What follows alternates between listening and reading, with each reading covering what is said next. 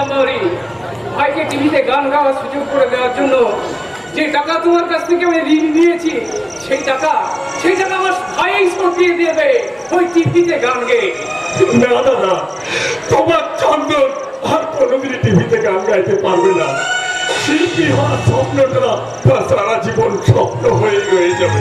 আমি আমার দাবার কথা বলছি, তোকে টিভিতে গান গাওয়ার সুযোগ করে দেওয়ার জন্য ওই সিদাম্বরীর কাছ থেকে যে চোরা সুদে আমি 50,000 টাকা ধার নিয়েছি, এখন তুই যদি টিভিতে না গান গাস, তাহলে ওই টাকা আমি কোথা থেকে শোধ করবো ভাই? জানি না দাদা, আমি কিচ্ছু জানি না। আমি শুধু জানি শিল্পী হওয়ার স্বপ্ন আমাকে সর্বশান্ত করেছে।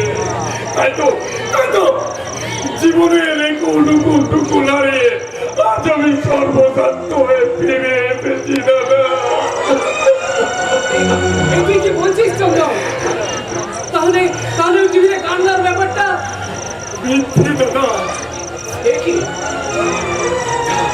একটা দুষ্ট চক্র টিভিতে গান গাইয়ে দেওয়ার নাম করে মিথ্যে প্রতিশ্রুতি দিয়ে আমার মতো অসংখ্য হাজার বোকা ছেলেদের ফাঁদে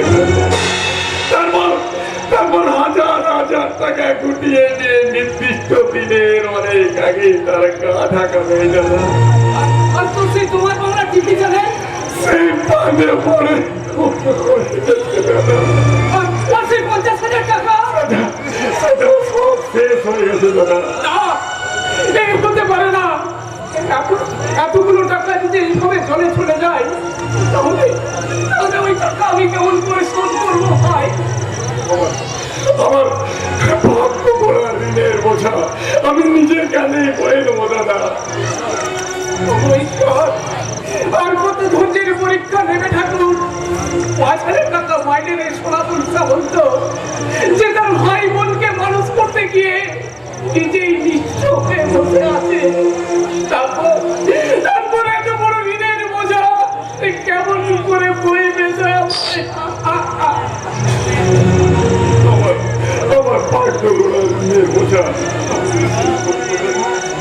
কি এমন তেমন কথা বলছি?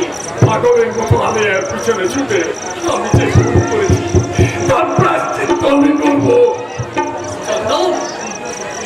শিল্পী হওয়ার স্বপ্নকে আমি চিরতরে বিদায় দিয়ে দিলাম। উপার্জনের পথ বেছে নিতে আজ থেকে আমি গান গাওয়া ছেড়ে দিলাম দাদা। গান গাওয়া ছেড়ে দিলাম। তুই বলছিস যে ছোটা তোর গান শুনেছি, আমার কোনো কাজে মন বসে না। আর এই মানুষটা সারাদিন কাজের পরে তোর গানটা শুনেছে, তার মন শান্ত হয় না রে ছোটা।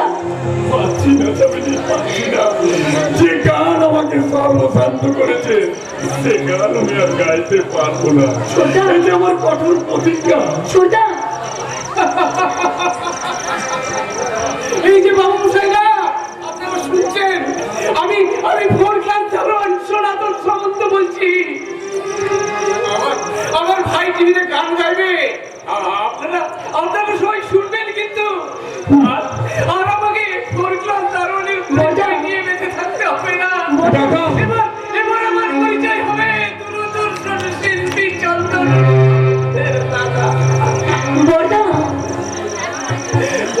ওই মানুষগুলো যখন আমায় জিজ্ঞাসা করে বলবে, কি হে সনাতন সামন্ত, কবে কোন চ্যানেলে তোর ভাই গান গাইবে, তখন ওদেরকে আমি কি জবাব দেবো? তোরা বল না, তোরা বল।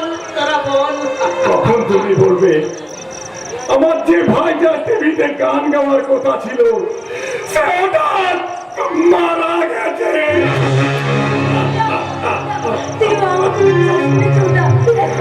একবার বড়টার মুখের দিকে তাকিয়ে দেখ, ওই একটা কথাতে বড়টার মনটা কেমন ভেঙে গেছে। এখন তোর গানই পারে এই মানুষটার ভাঙা মনটাকে শান্ত করতে। তাই বলছিলি ছোটা, তুই তোর প্রতিজ্ঞা ফিরিয়ে এনে ছোটা, ফিরিয়ে এনে আমার মতন আগের মতন আমার সাথে বল, আমার মতন বল, তুমি নির্মল করো মঙ্গল করো মলিন কর্ম তুমি নির্মল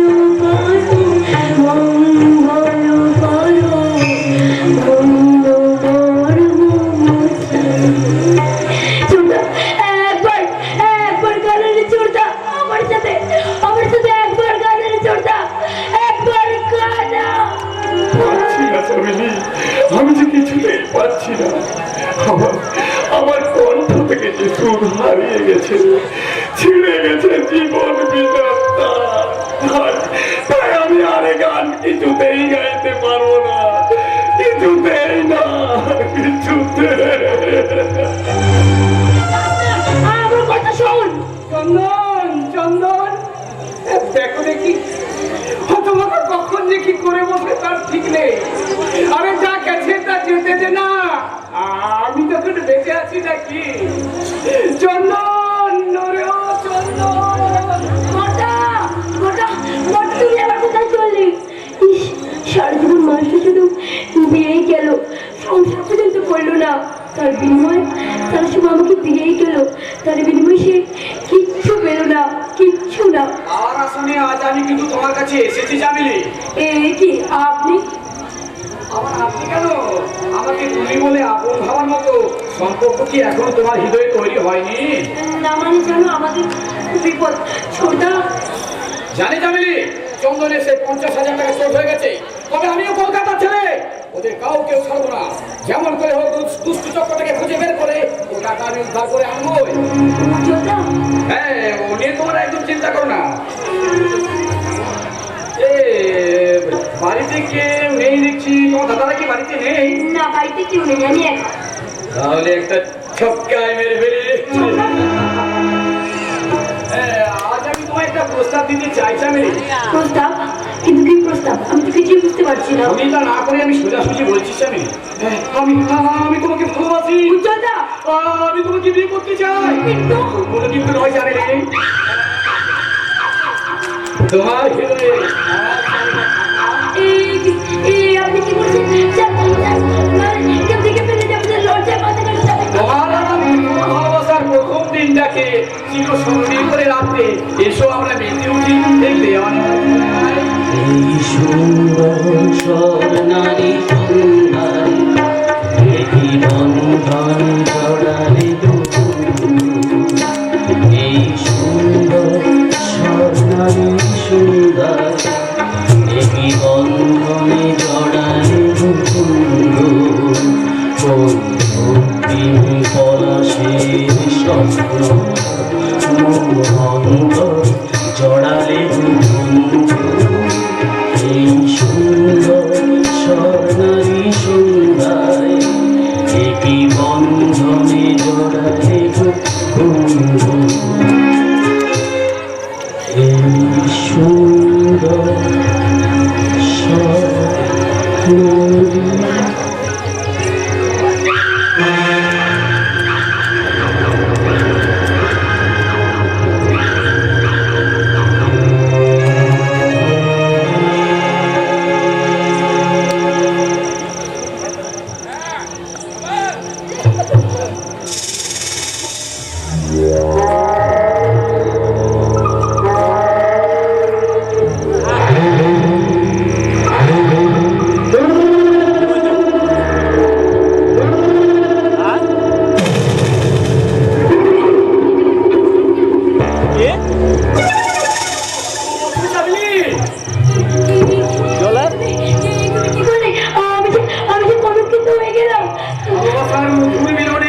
কখনো কোনো কলম খেলা আগে তো চলবে।